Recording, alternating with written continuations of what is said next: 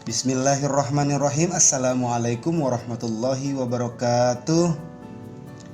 Alhamdulillahirabbil alamin wassalatu wassalamu ala asyrafil anbiya'i wal mursalin sayyidina wa maulana Muhammadin wa ala alihi wa sahbihi ajma'in. Rabbishrah li sadri wa yassirli amri wahlul 'uqdatam min lisani yafqahu qawli. Amma ba'du. Anak-anak yang soleh dan soleha di rumah, apa kabar semuanya? Alhamdulillah, luar biasa, tetap semangat.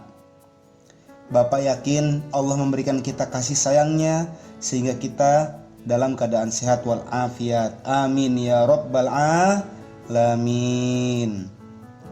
Jumpa lagi dengan Pak Agus dalam pembelajaran daring atau dalam jaringan.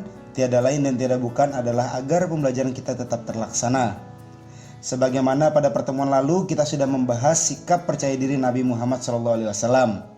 Nah, Bapak yakin kalian sudah memiliki kepercayaan diri yang tinggi, bukan? Buktinya, kalian tetap mau belajar walau keadaan seperti ini. Karena kalian yakin akan mendapat kebaikan dari Allah atas usaha belajar kalian. Dan mari kita lanjutkan pembelajaran kita mengenal Rasulullah SAW. Barusan kalian sudah melihat tayangan tadi bukanlah video klip dangdut. Tetapi ada makna yang terkandung dalam video tersebut. Tentunya berkaitan dengan materi kita hari ini. Jadi, kira-kira kita mau belajar apa ya? Ya, benar sekali. Hari ini kita akan belajar tentang sikap mandiri Nabi Muhammad SAW. Untuk lebih jelasnya, mari kita simak penjelasan berikut.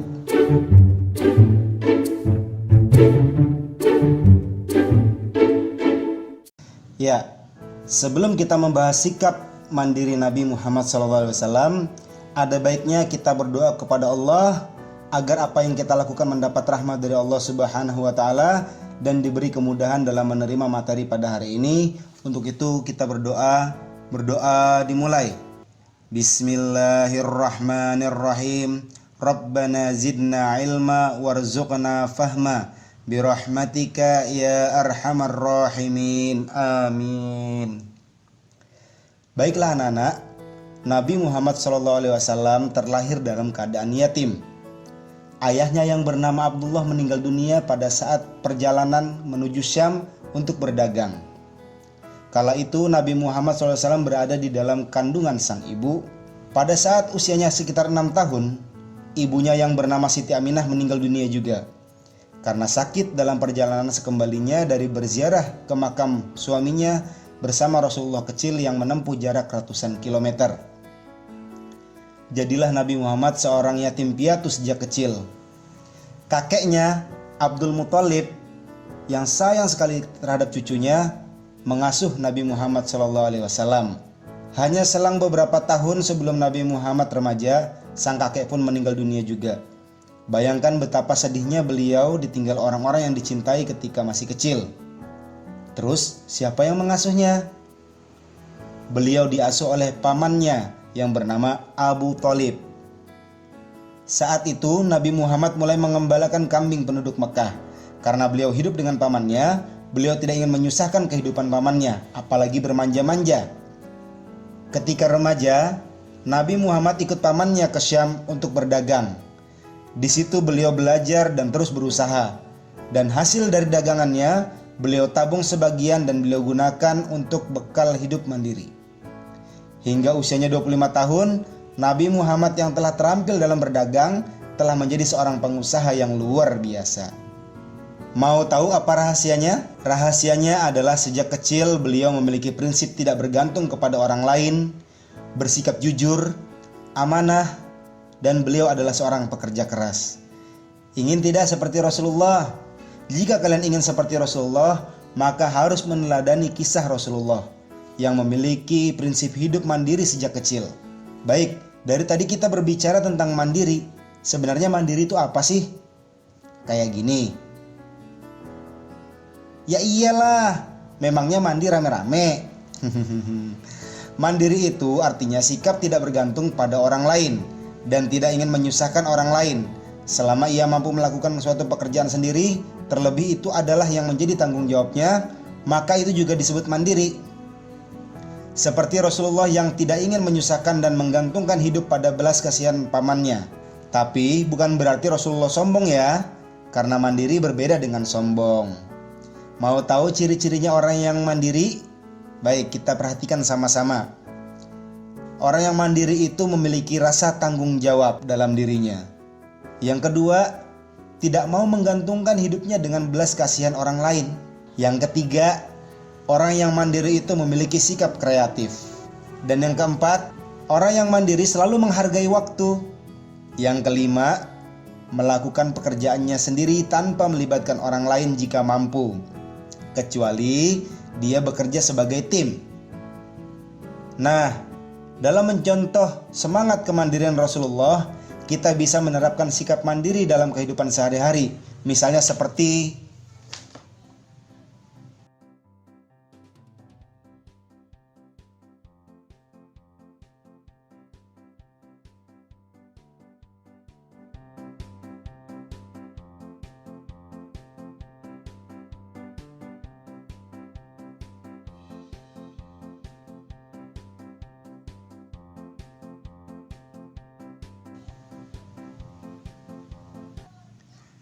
ya, lawan dari sikap mandiri disebut manja.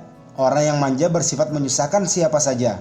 Dalam pekerjaan yang sudah menjadi tanggung jawabnya, ia selalu minta tolong kepada orang lain. Contohnya, mari kita lihat tayangan berikut ini. Ma, anduk. Ma, makan. Ma, suap. Wah, makan sendiri coba ah.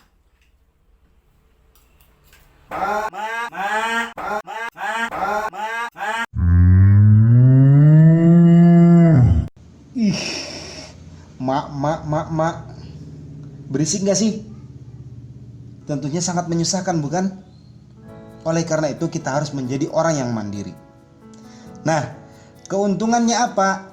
Tentunya pasti ada manfaat yang dapat kita petik dari sikap mandiri tersebut. Yang pertama adalah dicintai Allah dan Rasul-Nya. Yang kedua, melatih tanggung jawab. Yang ketiga, meringankan beban orang lain. Yang keempat, pasti kita akan menjadi kreatif. Yang kelima, memiliki masa depan cerah.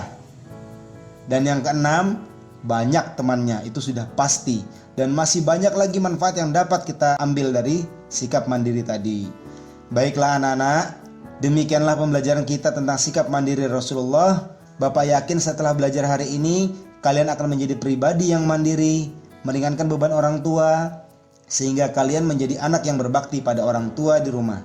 Dan tentunya menjadi anak-anak yang soleh dan solehah. Jangan lupa, jika kalian suka dengan video pembelajaran ini, klik like, komen, subscribe, dan nyalakan loncengnya sehingga kalian tahu video-video pembelajaran lainnya dari kami.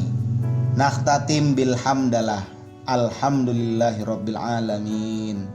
Hadanallahu wa iyyakum ajmain ma'an najafi ta'allumikum hayatikum. Astaghfirukum tsumma assalamualaikum warahmatullahi wabarakatuh.